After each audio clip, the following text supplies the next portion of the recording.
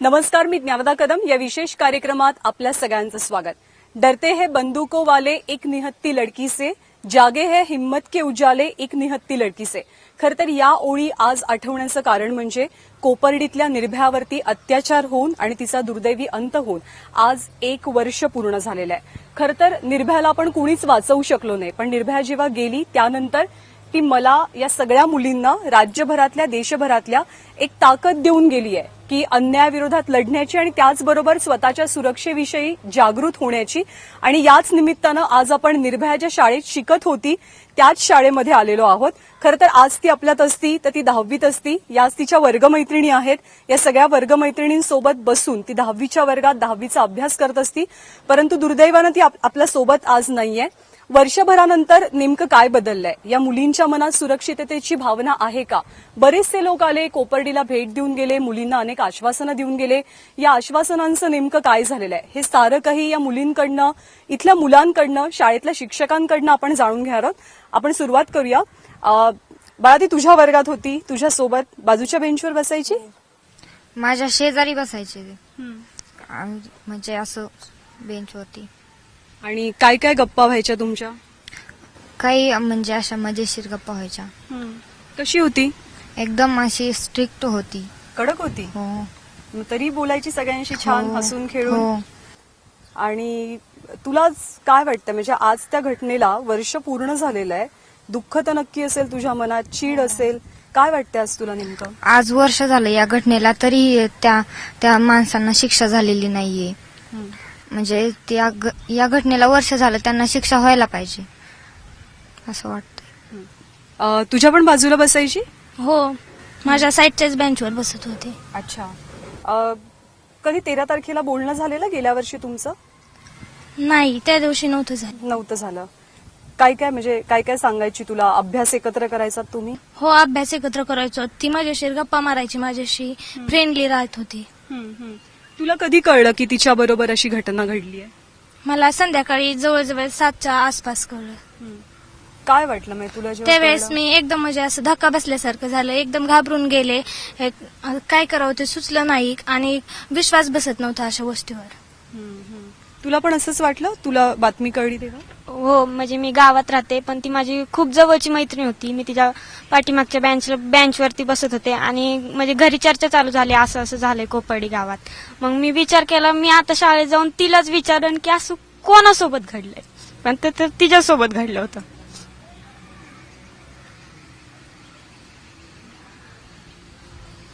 आणि म्हणजे तिच्यासोबत असं घडायला नको होतं, पण आता घडलंय तर शिक्षा तर झालीच पाहिजे त्यांना. पण 1 वर्ष होऊन गेलं, आम्ही पार म्हणजे तिला म्हणजे विसरण्याचा प्रयत्न करतोय, पण विसरू शकत नाही. म्हणून तर त्या गुन्हेगारांना शिक्षा तर झालीच पाहिजे, पण अशी साधी शिक्षा नाही झाली पाहिजे त्यांना. मला कळतंय की तुम्हा सगळ्या जणींना किती त्रास होतोय आणि तुमच्यासाठी बोलणं सुद्धा या घटनेवरती किती त्रासदायक आहे. पण महाराष्ट्राला कळायला हवं की तुमच्यातलीच एक मुलगी जाऊन वर्ष झालेलं आहे आणि तुमच्या सुरक्षेचं काय आहे, तुमच्या बाबतीत नेमकं काय होतंय, तू सांगशील काही? हो, ती खूप छान होती अशी. आणि तेव्हा आम्हाला खूप भीती वाटत होती ती कळल्यानंतर, आणि खूप सर्वजण आम्ही घाबरून गेलो होतो. तुला कधी कळलं आणि त्यानंतर म्हणजे आईशी तुझं काही बोलणं झालं? हो, माझ्या घरचे म्हणत होते नको जायला, असं परत काही होईल असं त्यांना खूप काळजी वाटत होती. परंतु शिक्षकांनी सगळं ठीक केलं, नंतर यायला लागलो आम्ही शाळेत. परंतु सरकार त्याच्यावरती काहीच कारवाई करत नाहीये, त्यांना शिक्षा करत नाहीये. म्हणजे सरकारला असं मुलींबाबत काहीच वाटत नाहीये. अजून कोण कोण होतं तिच्या वर्गामध्ये? कोण कोण मैत्रिणी तिच्या? आमच्या शेजारीच बसायची, आमच्या वर्गामध्ये होती. खूप छान स्वभाव होता तिचा, सर्वांशी एकदम मजेत बोलायची. एकदम स्ट्रिक्ट होती थोडी, पण सर्वांसंग एकदम मजेत राहायची. सर्व काही व्यवस्थित होतं तिच्या संग. 13 तारखेला ती शाळेमध्ये नव्हती आली, परंतु त्यानंतर आम्हाला दुसऱ्या दिवशी कळालं तिच्या संग असा प्रसंग घडला. ते ऐकल्यानंतर खूप वाईट वाटलं की असं कोणासंगच नव्हतं व्हायला पाहिजे, पण तिच्या संग कसं झालं असं हे की आता इथे इतके माणसं आले, साऱ्यांनी आश्वासनं दिली, पण निर्णय आणखीन काहीही लागला नाही. आपल्याला जेव्हा भूक लागते तेव्हा आपल्याला जेवण केल्यानंतरच पोट भरतं ना, वासाने तर काही नाही होत. आश्वासन हे इम्पॉर्टंट नाहीयेत, आपल्याला त्याच्यावरती निर्णय घेतला पाहिजे ना काहीतरी सरकारने. आता संपूर्ण 1 वर्ष पूर्ण झाले, आणखीन काहीही निर्णय नाहीये. इतकं शासन जर आपलं हळूनी चालत असलं तर आपण प्रत्येक देशाच्या किती मागं आहोत. मला सांग बाळा, तुझी भीती जायला म्हणजे ती घटना झाली, निश्चितपणे तुम्हाला सगळ्यांना खूप भीती वाटली असेल, घरातनं तुम्हाला पाठवलं जात नसेल कुठे बाहेर असं मला वाटतं. तुझी ती भीती जायला किती वेळ लागला?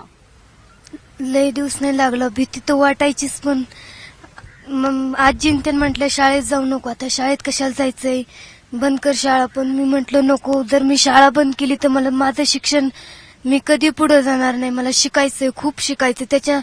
त्याच्या निमित्ताने मी शाळेत एकटी येते, खूप धीर धरते व शाळेत शिकते, येते, रोज येते शाळेत. कुठून येतेस तू? बोरीचे लवण 3 किलोमीटर. मग कशी येतेस? आणि सायकलवर येते मी.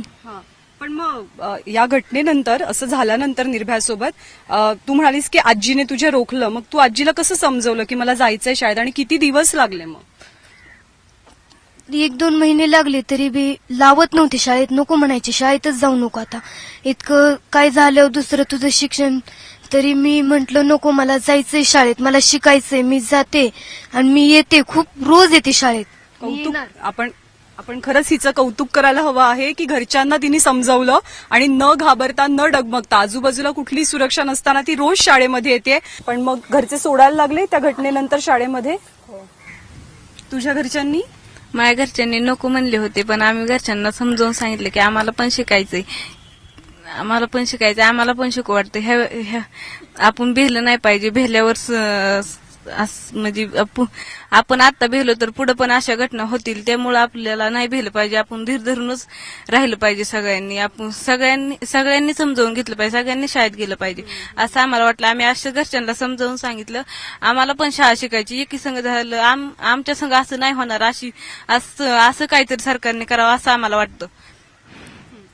शाळेचे काही शिक्षकही आहेत, शिक्षिका आहेत खास करून, आपण त्यांनाही विचारूयात की बाई, किती वेळ लागला मुलींना या घटनेतनं सावरायला? नेमका किती वेळ लागला? मुलींना घटनेतून सावरायला तरी पण 2-3 महिने तरी लागले सुरुवातीला रेग्युलेशन होण्यासाठी. काय भीती होती मुलींच्या मनामध्ये? त्यांच्या मनामध्ये ही जी घटना झालेली होती ती निघून जायला वेळ लागला. आपल्याशी पण असं घडू शकेल ह्या भीतीतून त्यांना बाहेर यायलाच खूप वेळ लागला. मग शाळेने कशी मदत केली? म्हणजे धीर देणं तर गरजेचं होतं. त्यांना प्रत्येक लेक्चर पण ठेवले होते त्यांचं सबलीकरण करण्यासाठी, त्यांचं मनोधैर्य पूर्ण त्यांना सबल होण्यासाठी बरेच असे लेक्चर ठेवले गेले. आणि त्या लेक्चरच्या माध्यमातून त्यांना कॉन्फिडन्स निर्माण झाला. मग त्या ह्याच्यातून त्या बाहेर पडल्या हळूहळू. मला मुलीनं तुम्हाला विचारायचं आहे की या घटनेनंतर तुमच्या मागण्या काय आहेत? म्हणजे काही जणींच्या मनामध्ये अजूनही भीती असं आम्हाला वाटतं. तुमच्या मागण्या काय? तुम्हाला इथे काय काय हवं आहे? आम्हाला स्वतःला संरक्षण असलं पाहिजे. मुलींना, सर्व मुलींना शासनाने त्यांना की ना फाशीची शिक्षा दिलीच पाहिजे. संरक्षण म्हणजे तुला काय हवंय नेमकं? म्हणजे यायला जायला सुविधा असल्या पाहिजेत. परत मुलींना म्हणजे असं स्वतःच हे असलं पाहिजे, जागा असली पाहिजेत काहीतरी मुलींना. तू सांगशील? आम्हाला येण्या जाण्यासाठी म्हणजे शाळेतून बस हव्यात. अच्छा. या मुलींची खरं तर एसटीची, बसची मागणी आहे. कारण स्वाभाविक आहे, एसटीतनं होणारा प्रवास, बसमधनं होणारा प्रवास हा केव्हाही सुरक्षित असतो. सुरक्षेच्या मुद्द्याविषयी मी म्हटलं, तुम्ही कशा शाळेत येता रोज? बसने. बसने येता. बसची सेवा वेळेत मिळते? हो, मिळते.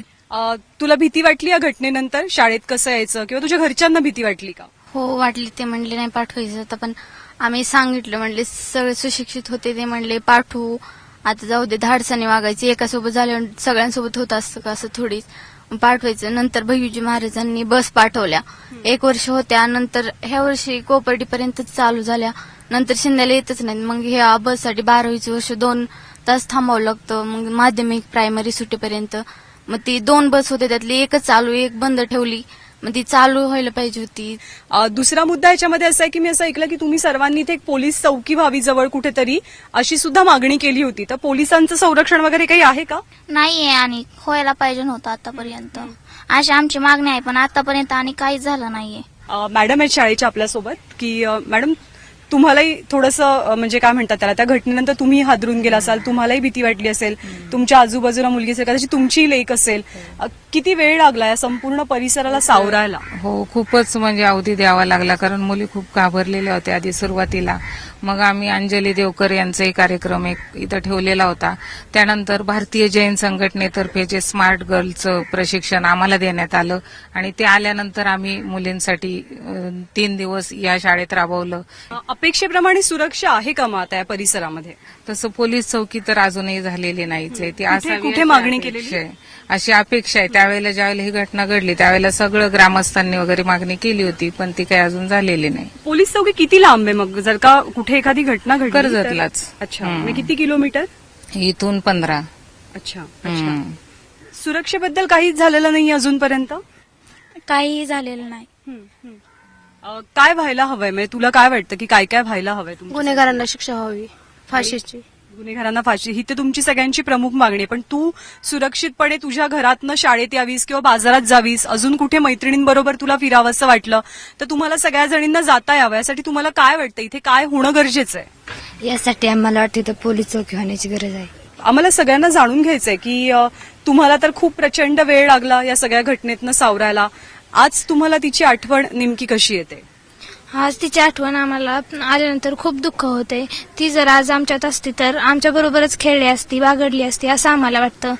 ती गेली त्यामुळे आम्हाला तिच्या बेंचकडे पाहिल्यानंतर खूप दुःख वाटते. ती आमच्या शेजारच्याच बेंचवर बसत होती, त्यामुळे तिची आठवण कधी मनातून जातच नाही. पावलं पावली आणि क्षणाक्षणाला तिची आठवण मनातच राहते. तिच्या आवडी काय काय होत्या? ती कबड्डी खेळायची असं मी ऐकलेलं. कोण कोण होतं तिच्यासोबत? कबड्डी खो खो खेळायला कोण कोण तिच्यासोबत असायचं? अच्छा, तुम्ही दोघी जणी होतात का? खो खो खेळायची?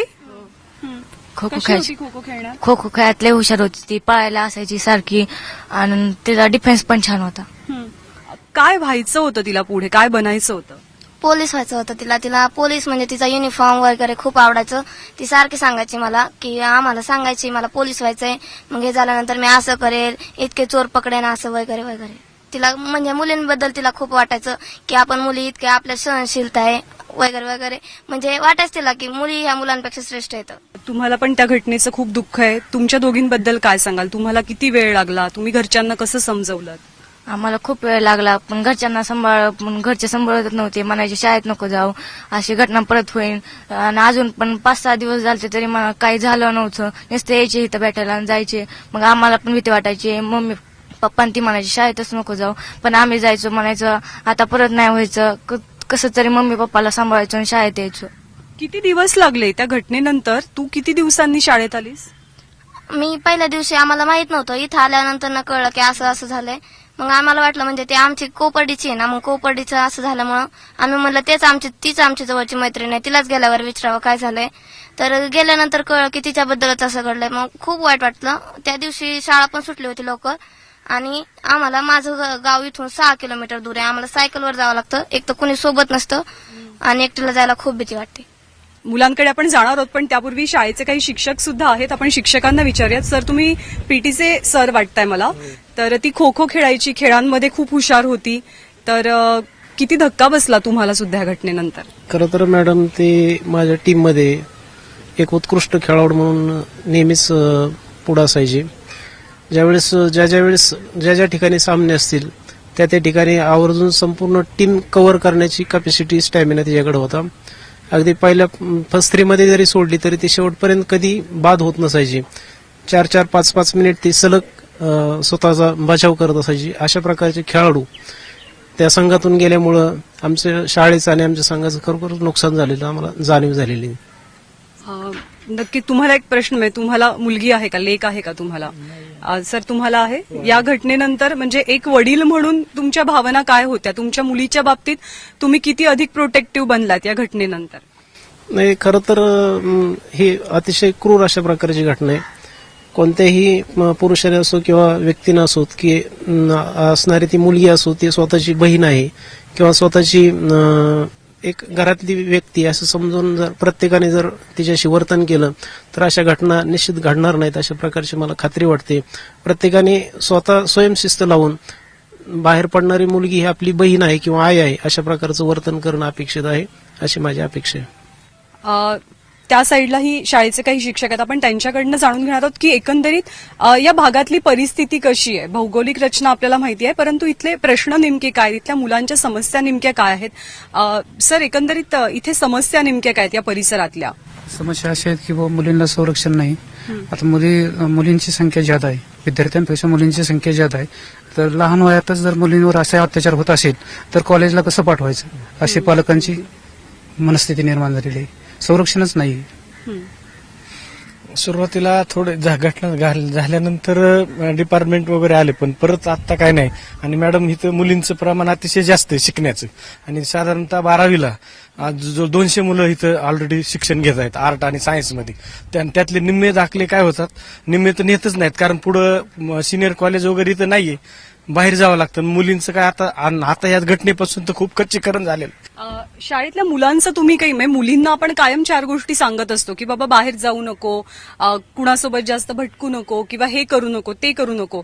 पण या घटनेनंतर मुलांना सुद्धा काही गोष्टी सांगणं खूप गरजेचं बनलेलं. तर तसं काही प्रबोधन शाळेनं केलं? हो, केलं. हो, त्यांना त्या पद्धतीचं मार्गदर्शन केलं. स्वतः आपण सक्षम झालं पाहिजे अशा पद्धतीचं त्यांना मार्गदर्शन केलं. तुम्हाला नेमकं इथे काय काय हवं आहे आणि काय काय होण्याची आवश्यकता आहे असं वाटतं? मॅडम, आज या घटनेला 1 वर्ष झालं पूर्ण. तरी 1 वर्ष हा 5 दिवसासारखा वाटतोय, कारण मुलींना शिक्षण हे महत्वाचं झालेलं आहे.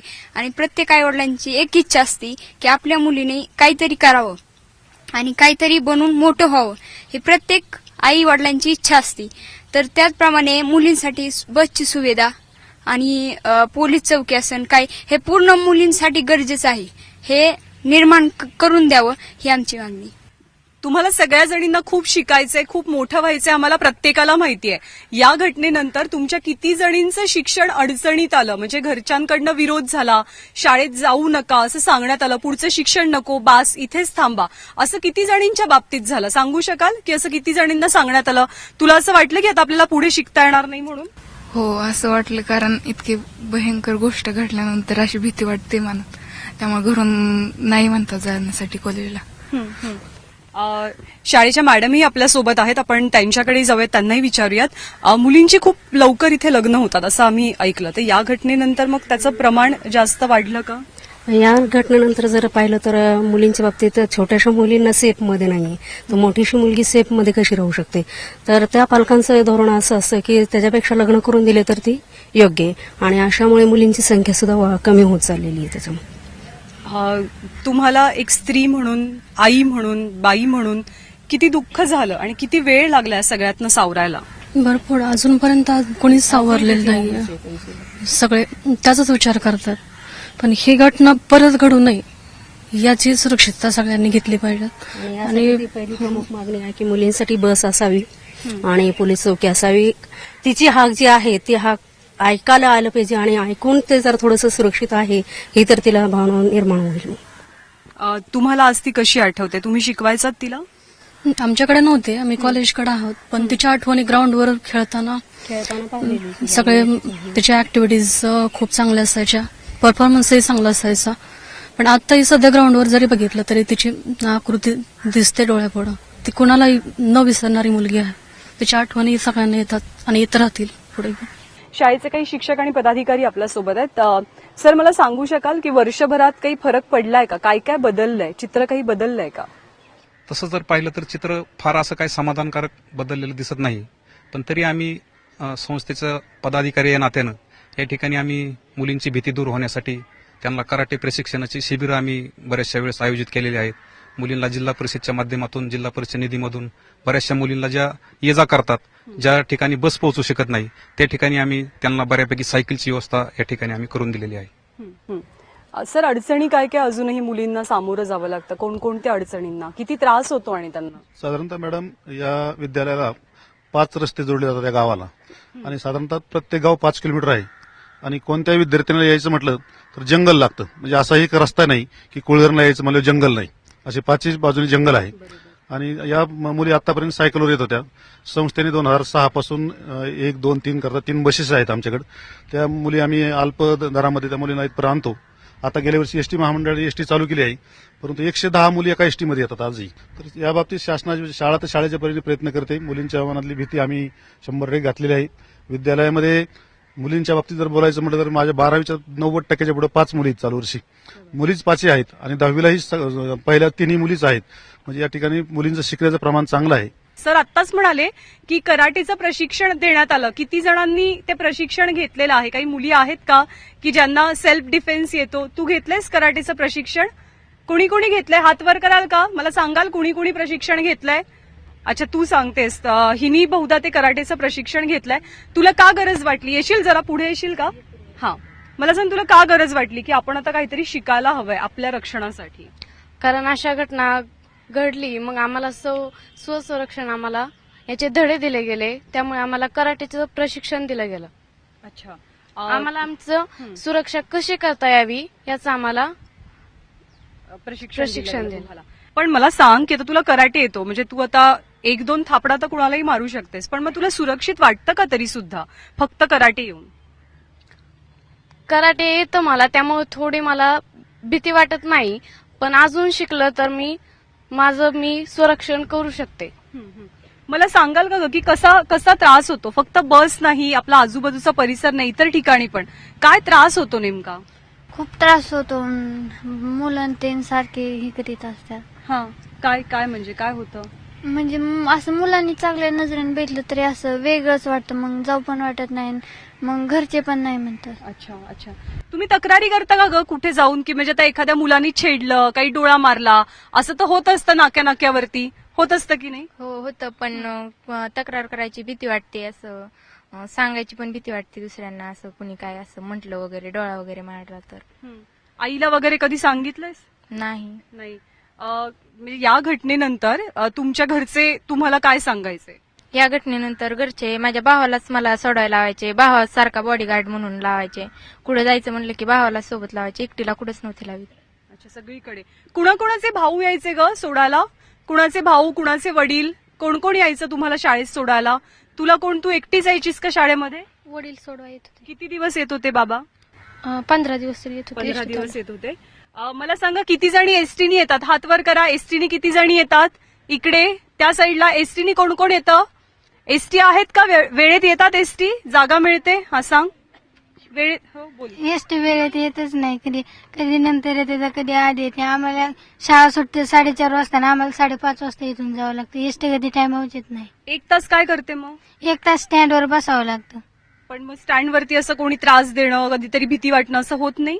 होतं ना, खूप स्टँड मध्ये ते पिऊन पडलेले असते ते वगैरे, खूप राग येतो, पण आम्हाला तिथे बसावंच लागते. एसटी वेळेत मिळत नाहीत, एसटीची गर्दी, एसटी स्टँडवरती सहन करावा लागणार त्रास. बाळा तू काहीतरी सांगत होतीस. एसटी मी कोपर्डीहून येते. कोपर्डीहून आता महामंडळाची व्यवस्था केली, पण ती महामंडळ कधी कधी टायमिंगवर येत नाही. ते आम्ही कसं तरी ऍडजस्ट करतो, पण कधी कधी ते येतच नाही, आणि मग ते कसं आम्ही ऍडजस्ट करायचं? हा, त्यावेळेस आमची शाळा पण बुडते. म्हणजे ज्या दिवशी एसटी येत नाही त्या दिवशी शाळेला यायलाच मिळत नाही. काही केलं तरी आम्ही शेतकऱ्याच्या मुली, आमचे आई वडील रानात असतात, मग त्यांना फोन केल्यावर काही येतात, काही कामात असतात, मग ते कसं ऍडजस्ट करायचं? जर एखाद्या शाळेतून नाही ना आली, शाळेत नाही आली तर आमचे प्रिन्सिपल सर आम्हाला शाळेची बस लावतात, आणि तिथनं कोणी सोय करायची? अजून काय हवंय तुम्हाला इथे? संरक्षण हवंय. कोपर्डीत शाळा काढली तर चांगलंच आहे, पण इथं पोलीस चौकी व्हायचं, आमच्यासाठी तिथं होईल, बट बाकीच्या मुलींचं मग इथं झाली तर चांगलंच होईल. आणि ते फाशीचं पण घरची चर्चा करत होते, तेव्हा मी ऐकलं, ते म्हणत होते 6 महिन्याच्या आत त्यांचा निकाल लागल असं सांगितलं होतं शासनाने, बट आता 6 महिने झाले, कधी होणार त्यांना फाशी? हे अगदी खरं आहे. मला सांगा की 6 महिन्याच्या आत फास्ट ट्रॅक कोर्टामध्ये केस आहे, लवकरात लवकर निकाल लागणार असं सांगण्यात येत होतं. जर का तो निकाल लागला असता, कडक शिक्षा झाली असती, तर तुमच्या मनातली भीती आज गेली असती का? हो, आमच्या मनातली, त्यांना 6 महिन्याच्या आत फाशी जर झाली असती ना तर आमच्या मनातली भीती गेली असती, आणि आमच्या पालकांच्या मनातली भीती गेली असती. आणि म्हणजे दुसऱ्यांनी तर म्हणजे दुसऱ्या कुठल्या मुलांनी तर विचारच नसता केला असा की मी असं करू शकतो. पण त्याच्यानंतर बरंच काही घडलं, पण त्यांना जर 6 महिन्याच्या शिक्षा झाली असती ना तर एवढं सगळं घडतच नव्हतं, आणि मुलांच्या मनातली तर म्हणजे त्यांच्या मनातच आलं नसतं. मुलींनाच का बंधन असतात हे, की तू म्हणजे अशी एकदम मोकळेपणे का वावरू शकत नाही, की मी जाते, मला जायचंय, मला ते करायचंच आहे, मी का करू शकत नाही. घरचे लगेच अडवतात, तू इकडे नको जाऊ, तू तिथं नको जाऊ, तू तिथं नको जाऊ, असं का. म्हणजे तिच्यासोबत जे घडलंय ना ते वाईट घडलंय. मग त्यांना शिक्षा 6 महिन्यांनी होणार होती ना, मग त्यांना 6 महिन्याच्या आतच फाशी व्हायला पाहिजे होती. अजूनही मुलींना कुठे ना कुठेतरी त्रास होतो असं अनेकींच्या बोलण्या. किती जणींना मला सांगा आतापर्यंत असा त्रास झालेला आहे की रस्त्याने येताना जाताना कोणीतरी शिट्टी मारणं, कोणीतरी डोळा मारणं, हे सगळं होत असतं. म्हणजे किती जणींना आतापर्यंत हात वर करून सांगाल किती जणींना अशा त्रासाला सामोरं जावं लागलंय? तू एक हात वर करते, एकच हात वर आलाय, बाकी सगळ्या माझ्या मते अगदी सुरक्षित वातावरणात येतात का मग शाळेमध्ये? तुला त्रास होतो, मी तुझ्याकडे येते, तुला पण असा त्रास होतो? तसं नाही. म्हणजे तुम्ही आता विचारताय तुला त्रास होतो का, तर प्रत्येकच मुलगी होत असला तरी हात वर करून सांगणारे. आम्ही ग्रामीण भागातल्या मुली आहेत, शहरी भागात मुली अशा जराशी ओपन असतात, पण इथं तसं नसतं. आणि तुम्ही म्हणतात की मुलींना संरक्षण हवंय, काय पाहिजे, हे असं संरक्षणाची एक कारण नाहीये. तिथे अनेक समस्या आहेत. माझं गाव इथून 6 किलोमीटर दूर आहे. आम्ही सायकलवर येतो, आता 10वीचे तास सुरू आहेत ना, 8 वाजता यावं लागतं. सोबत नसलं तर क्लास बुडवावा लागतो, आणि मग शिकवलेलं आम्हाला काहीच कळत नाही. आणि सोबत नसलं तर घरचे जाऊनही देत नाहीत, कारण त्यांचं पण बरोबर आहे, त्यांना पण आमची काळजी आहे. आणि रस्त्याने मुलं असतात मग त्यांना तर काय म्हणता येत नाही. आणि मग ते आम्ही कधी माहिती का, ते 1 वर्ष झालं ना, ते तेव्हा झालं ना, तेव्हा म्हणजे पोलीस चौकी सुरू होणार आहे. अजून काय होणार, अजून पोलीस चौकीचं नाव नाही.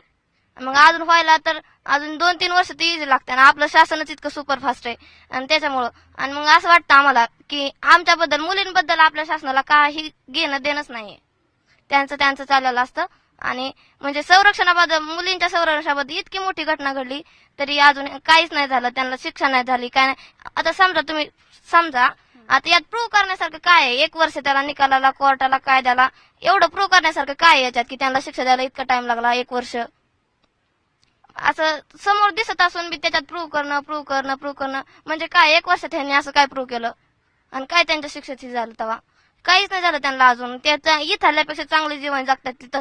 कडक शिक्षा जर झाली असते तर आज दुसऱ्या मुलांनी असं धाडस केलं नसतं, कोणाला काय म्हणायचं. आज मुलीच्या सांगतात ते सांगितलं नसतं. जर शिक्षा जर झालीच असती तर कुणी असं म्हणलं नसतं कोणत्या मुलीला काही. एकदम अशी टुकारपूर आहेत ह्या गावात, अशी म्हणजे मुलींकडे सारखे असे बघतात, डोळे मारतात. आम्ही कुणाला जाऊन सांगू? इथं पोलीस नाही, काही नाही. कुणाला सांगू तरी कुणाला आम्ही? मग घरच्यांना सांगून घरचे म्हणतात, मग शाळेतच लावत नाहीत. मग ते शाळेत काय करायचं मग शाळेत जाऊन तुला? आणि ती मला वाटलं होतं की कोपर्डीच्या त्या घटना झाली त्याच्यानंतर त्या मुलांना शिक्षा भेटन, तेव्हा मी आजी आजोबांना गर्वाने सांगन की त्यांना शिक्षा झाली आणि मग मी शाळेत जाणार आहे शाळेत. पण ती नाही ऐकत. आजी आजोबा म्हणतात काय झालं? काय नाही झालं, त्यांना काही होणार बी नाहीये. बघा आता 1 वर्ष 6 महिन्याची मुदत दिली, पण 1 वर्ष झालं, अजून काय झालं म्हणत होती ना तू. पण मी म्हंटल नाही होणार आहे, सरकार काहीतरी करेल, पण अजून सरकारने काहीच नाही. त्याच्यामुळे मलाच असंही वाटायला लागलंय की काय नसतं होऊ शकत. अजून 1 वर्ष झालं, काय होऊ शकते? काय नाही होऊ शकत. मॅडमला विचारूया, या सगळ्या प्रश्नांची तुम्हाला कल्पना होती का? आणि मग मुलांना आपण का नाही समजवू शकत या सगळ्या प्रश्नांच्या बाबतीत? मुलं म्हणते मी. मुलांना आम्ही तसं, आमच्याकडे प्रॉब्लेम्स आले मुलींचे तर आम्ही मुलांना समजून सांगतो, पण शाळेच्या बाहेर काही घटना घडल्याच्या नंतर आम्ही त्याला काहीच करू शकत नाही ना. त्याच्यासाठी पोलीस स्टेशन असेल तर ते त्यांचे प्रॉब्लेम त्या लेवलला सॉल्व्ह करू शकतात. शाळेमध्ये आम्ही मुलांना तसं समजून सांगतो आमच्या शाळेमध्ये काही घडलं तर.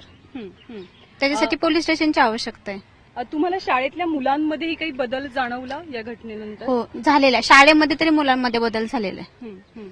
कारण का ते पण त्यांच्याकडे आपल्या बहिणीच्या अँगलनेच पाहतात मुलींकडे आता. शक्यतो आमच्या शाळेतल्या वातावरणामध्ये बदल झालेला आहे. शाळेच्या वातावरणात सुरक्षित वाटतं? हो, वाटतं ना.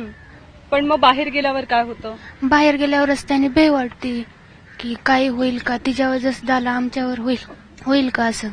तुला बहीण आहे का मला सांग? तुला तुझ्या बहिणीची काळजी वाटते या घटनेनंतर? कसं, छोटी आहे मोठी आहे? मला 3 बहिणी आहेत. एक 12वीला आहे, एक 5वीला आणि 7वीला आहे. मग मला सांग की ही घटना घडल्याच्या नंतर तू त्यांना शाळेत घेऊन यायचास का? बाजारात त्यांना सोडतोस तू एकट्यांना? नाही. का नाही सोडत? कारण की मुलांचाही त्यांना त्रास होतो आणि इथं पोलीस कुणी नसतं. नुसतं म्हणतात पोलीस चौकी, काही नाही. इथं कर्जतचं पोलीस स्टेशन आहे. आता दुर्गावचं जंगल आहे, तिथं 3 मृतदेह आता मागल्या आठवड्यात झाले, तरी त्यांचा तपास नाही, कशाची इथं संरक्षण नाही, काही नाही. किती किती जणांना बहिणी आहेत मला सांगा. कुणाकुणाला ताई आहे, बहीण आहे छोटी, कुणाकुणाला आहे? सगळे भाऊच आहेत का सगळ्यांना? हात वर करा. कुणाकुणाला बहीण आहे मला सांगा. बहीण, तुला बहीण आहे, छोटी आहे का मोठी आहे? नाही इथंच आहे. अच्छा, इथेच आहे. कितवीत आहे? 10वी. मोठी आहे तुझ्यापेक्षा? हो. पण मग तुला काळजी वाटते ताईची? हो. का वाटते काळजी मला सांग. मुले येता जाताना त्रास देतात त्यामुळे मी दररोज तिच्याबरोबर सोबत येतो. आणि मग आई बाबांनी तुला काय सांगितलंय स्पेशली मला सांग, की ताईची काळजी कशी घ्यायची? आई बाबांनी मला सांगितलंय जी तिथे जाईन तिथे मी रस्त्याने येता जाताना तिच्याबरोबर शाळेत ये, घरी जाताना सोबत जा असे ती बाकी आणि मग शाळेनंतर कुठे मैत्रिणीकडे गेली, कुठे बाजारात गेली, कुठे दुकानात गेली तरी पण तू सोबत जातोस? हो. अच्छा, कुठे आहे तुझी ताई सांग मला. कोण आहे याची ताई? कोण आहे? कुठे आहे ताई? आहे इकडे? ताई आहे का याची? अच्छा, तू त्याची ताई आहेस. थांब, मी आले तुझ्याकडे. छोटा भाऊ आहे तुझा, पण त्याच्यावरती जबाबदारी आली आहे. म्हणजे इतकं बदललंय या सगळ्या घटनेनं, ही सगळी परिमाणं आणि या सगळ्या गोष्टी, की लहान भावाला मोठ्या बहिणीची काळजी घ्यावी लागते. हो, तो माझ्याबरोबरच असतो सकाळी तसा. आम्ही एकाच वर्गात आहे 10वीच्या. तो पण माझ्यावरतीच येतो. तो कधीही मला सोडून तसा शाळेत येत नाही. किती जणी बाजारात गेल्या एकट्या या घटनेनंतर? कुणीच नाही गेलं वर्षभरात? कुणीही बाहेर पडलं नाही एकटीने? शेजारच्या वाण्याच्या दुकानात तरी कुणी गेलं का? तुम्ही सगळ्या जणी मिळून कुठेतरी गेलात का? असं नाही झालं. हे असं का नाही होऊ शकलं? मुलींच्या मनात भीतीच खूप होती, ती जातच नव्हती. सारख्या मुलींच्या मनात तेच प्रश्न, बाहेर गेली की असं होईल, तिच्या बरोबर झालंय म्हणलं आपल्या बरोबर पण होईल, म्हणून मुली बाहेरच जात नव्हत्या. पण आई वडील पण त्यांना रोकायची, सारखं नका बाहेर जाऊ असं होईल, म्हणून मुली बाहेरच गेल्या नाहीत. कारण की त्यांच्या मनात लयच भीती वाटती. ही घटना अतिशय दुर्दैवी झाली आणि त्या घटनेला मग त्या मुलींच्या मनात इतकी भीती निर्माण झाली की मुलींच्या बाहेर एक पाऊल पण टाकण्याची, दुसऱ्या घराच्यांबरोबर जायच्या पण असं एकट्या अजिबात गेल्या नाहीत. कारण की त्यांच्या मनात खूपच भीती होती आणि त्या लय घाबरल्या आणि त्या घाबरातून अजून पण बाहेर निघाल्या नाहीत. कारण की अजून काहीच झालं नाही त्या गुन्हेगारांना. मला एक गोष्ट सांगा सगळ्या जणींनी, की संध्याकाळी 6 नंतर तुमच्यापैकी किती जणी अगदी बिनधास्तपणे बाहेर पडू शकतात किंवा पडतात संध्याकाळी 6 नंतर? कुणीच नाही. आणि सकाळी 6च्या आधी किंवा 7 वाजता शाळेत लवकर यायचं असेल, काही कार्यक्रम असेल, कुठे जायचं असेल तर सकाळी म्हणजे पहाटे किती जणी बाहेर पडू शकतात? पहाटे सुद्धा नाही. नाही तर घरचे अजिबात पाठवत नाहीत. म्हणजे हे आधी पण नाही पाठवायचे की या घटनेनंतर तुम्हाला काय परिस्थिती आली आहे? आपण या घटनेनंतर कल्पना करू शकतो की मुलींचं आयुष्य इतकं बांधलं गेलंय एक त्या चक्रामध्ये, की सकाळी 6च्या आधी नाही आणि संध्याकाळी 6च्या नंतर नाही. फक्त कल्पनाच करू शकतो. आपल्यासोबत शाळेचे प्राचार्य सुद्धा, आपण त्यांनाही विचारूयात की मुख्य मुद्दा हा आहे, मुलींना आपण सांगतो आता त्यांच्यावरती किती बंधनं टाकली आपण पाहिलं, की या वेळेत जायचं, या वेळेत परत यायचं, असं वागायचं नाही, तसं करायचं नाही. आपण मुलांना का नाही समजवू शकत किंवा मुलांना का नाही सांगू शकत? मी फक्त शाळेतल्या मुलांबद्दल नाही म्हणत आहे, मी पूर्ण समाजातल्या मुलांबद्दल म्हणते, आजूबाजूच्या. आम्ही मॅडम पालकांना बोलवतो, पालकांचे मेळावे घेतो. त्या मेळाव्यामध्ये पालकांनाही सांगतो आणि मुलांचेही स्वतंत्रपणे आम्ही मुलांना अशा की त्यांच्यामध्ये जे हे आहेत, मुलींमध्ये जे गैरसमज आहेत, मुलींचंही प्रबोधन करतो आणि मुलांचंही करतो. परंतु मुलींनी ज्या प्रतिक्रिया व्यक्त केल्या की रस्त्याने जाताना टार्गेट मुलं थांबणं वगैरे वगैरे आहेत, आम्ही शाळेतल्या मुलांवर आम्ही हे करतो. आमच्या शाळेमध्ये शिस्त हा विषय महत्वाचा आहे. शाळेतला एकही विद्यार्थी असं काही करणार नाही, परंतु बाहेर जे समाजात रस्त्यावर फिरणारी मुलं आहेत त्यांना आम्ही काही करू शकत नाही. शाळेच्या कॅम्पसमध्ये काही होणार नाही याची सर्वस्व जबाबदारी आम्ही घेतो. परंतु बाहेरच्या याच्याबद्दल जबाबदारी हा शेवटी पोलीस यंत्रणा आणि समाज यांची ही जबाबदारी आहे. समाजाने सुद्धा त्याच्यासाठी थोडा पुढाकार घेतला पाहिजे. आज आपण मुलींची संख्या जर पाहिली तर आमचं 48 मुलांमागे 52 मुली हे आमच्या परिसराचं प्रमाण आहे. आणि या ठिकाणी जो ग्रामीण भाग आहे इथं पोलीस चौकी होणं अतिशय गरजेचं आहे. कारण इथं ह्या बाकीच्या विषयामुळे बरेचसे टोकार मुलं ह्या परिसरामध्ये तयार झालेली आहेत. कॉलेजच्या मुलींची छेड काढणं वगैरे असे प्रकार वारंवार होत असतात. त्यामुळे या ठिकाणी जर पोलीस चौकी झाली तर ह्या गोष्टीवर निश्चितपणानं या ठिकाणी निर्बंध येईल. 1 वर्षापासून पोलीस चौकीचं चाललंय, पण अद्यापपर्यंत ती पोलीस चौकी का झाली नाही हे काही समजायला कारण समजू शकलं नाही. ही शिक्षा वेळेत झाली असती तर अशा सगळ्या टुकार मुलांवरती, टपोरी मुलांवरती एक निर्बंध बसला असता. निश्चितपणानं अशी जर शिक्षा ती 6 महिन्याच्या आत झाली असती तर निश्चितपणाने ह्याच्यावर बराचसा अंकुश आला असता.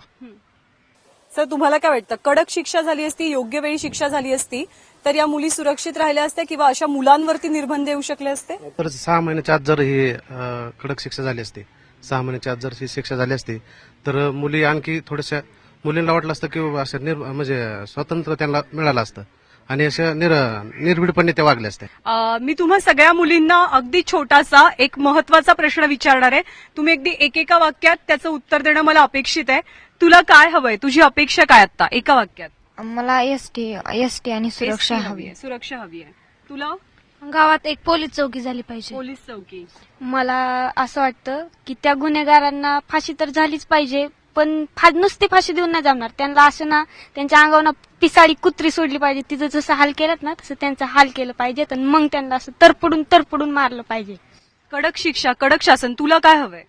आम्हाला जंगलामधून यावं लागतं म्हणून आम्हाला सर्वात आधी बस हवी आहे. बस हवी आहे. तुला? पोलीस चौकी हवी. पोलीस चौकी. तुला? पोलीस चौकी. आपण पोलीस चौकी, बस काय हवंय? एसटी हवी आहे. एसटी हवी आहे. बस. पोलीस चौकी. पोलीस चौकी म्हणजे ह्या पुढे मुलींनी दुसऱ्या गावात शिकायला जावं पाहिजे, ह्याच गावात शिक्षण झालं पाहिजे, शाळेची सोय झाली पाहिजे. सोय हवी आहे. शिक्षणाची सोय हवी आहे. कुणाला एसटी हवी, कुणाला बस हवी. तुला नेमकं काय हवंय? त्या मुलांना लवकरात लवकर अशी कडक शिक्षा झाली पाहिजे, हे मला वाटतं. म्हणजे झालीच पाहिजे. बस हवी आणि वेळेवर पाहिजे ती. वेळेवर पाहिजे. बस हवी, वेळेवर हवी. तुला? सेपरेट बस पाहिजे. प्रॅक्टिकल बोर्ड तर वेळेवर येत नाहीत बस, त्यामुळे सेपरेट मुलींसाठी बस पाहिजे.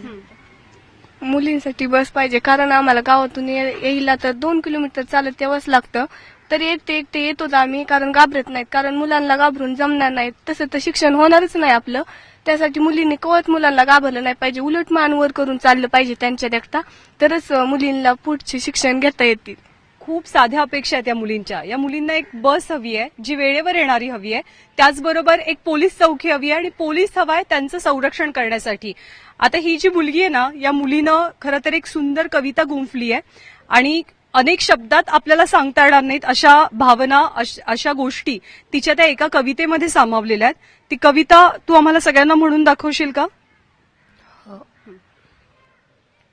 कोकिळेचा सूर तुझा, अप्सरेचा देह तू, गालावर तिळ कसा, पुनवेचा चंद्र तू, चालन जणू तुझ पाण्याचा पाट तू, उठली उरात कशी सुनामीची लाट तू, आज कसा जन्मय श्रीदेहाचा अडला, पुरुषाचा अहंकारी स्वाभिमान नडला, तुझ्यासाठी रडतो सारा सृष्टीचा साज, माझला काहूर काळजात आज, देवाऱ्यावर दिसते गुलाबाची रास तू, कुटुंबाला लागली कशी आस तू, बापाच्या मायेचा बाबडा बास तू, आईच्या या काळजाचा शेवटचा श्वास तू, मशानात रचल आज तुझ सरण, गर्भातच लिहल बायचं मरण, जन्म घेऊनी पुन्हा कायमी केला गुन्हा, वरडून सांगतिया कोपर्डी आज पुन्हा, वरडून सांगतिया कोपर्डी आज पुन्हा.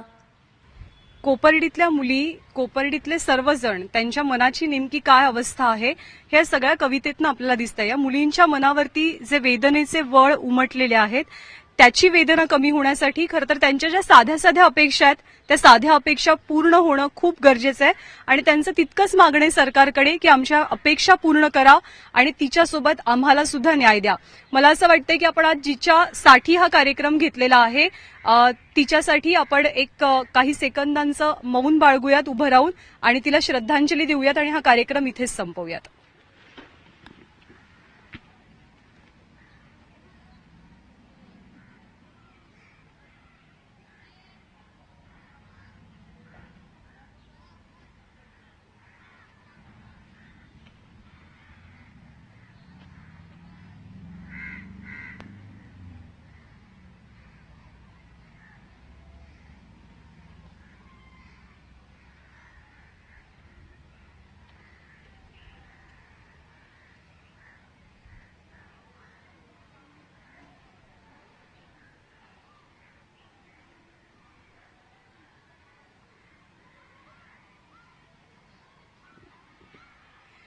खरं तर आता या मुलींनी आणि आपण सर्वांनी पाळलेलं हे मौन बरंच काही सरकारला सांगून जात आहे.